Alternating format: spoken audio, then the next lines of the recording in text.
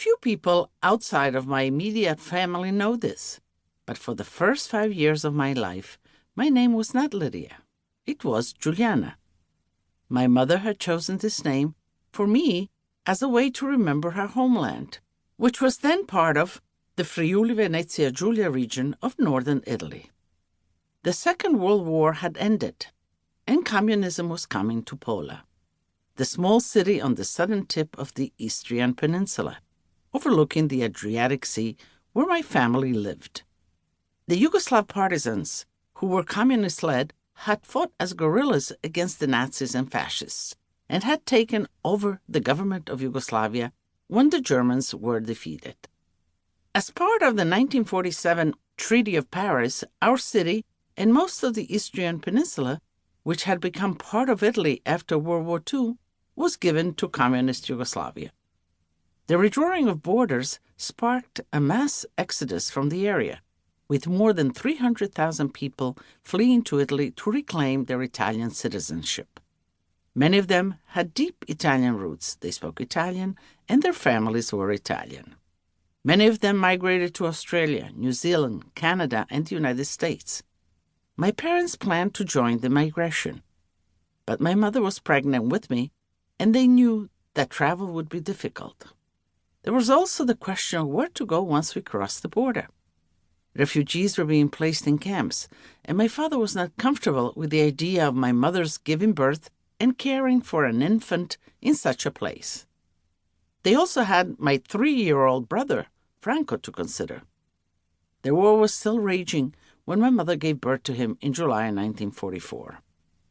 With the collapse of fascist Italy in 1943, the Germans occupied the city and used it as a U-boat base, making it a target for Allied bombardments.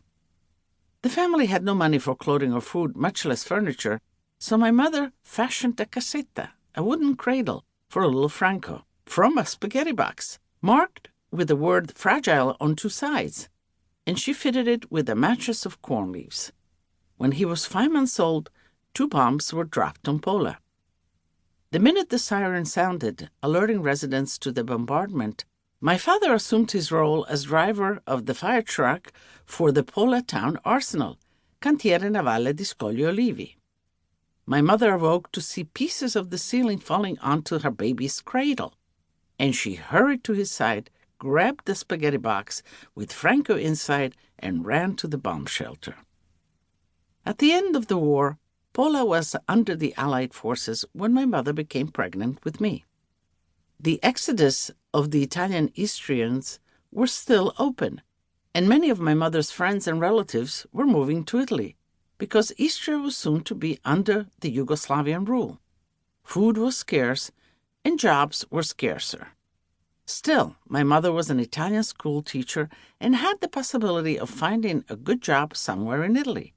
Her supervisor had requested a teaching position for her in Brescia, a city at the foot of the Alps, between Milan and Venice.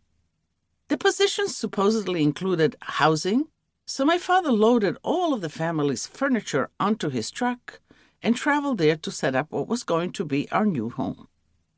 He was lucky he had a truck. Many of the opters, people who had opted to leave Istria, loaded their belongings packed in crates and boxes onto trains. Some would go towards Trieste, Italy, the Free Territory, their horse-drawn carts with piles of pots, pans, chairs, tables, and other furniture as high as the cart could handle. I recalled the stories that my grandmother Nonna Rosa would tell me about how some of those optanti had even dug up the bones of their deceased from the cemeteries and took them along in boxes. They could not bear to leave their loved ones behind. When my father got to Brescia, he found that the promised apartment was nothing more than a single room, much too small to accommodate our growing family, and a search of the area for available housing turned up nothing suitable or affordable. My father could not bring his pregnant wife and small son there, so he returned home after 1 week. He still had all of our furniture loaded in the back of the truck. He told my mother the family would remain in Pula until after she gave birth.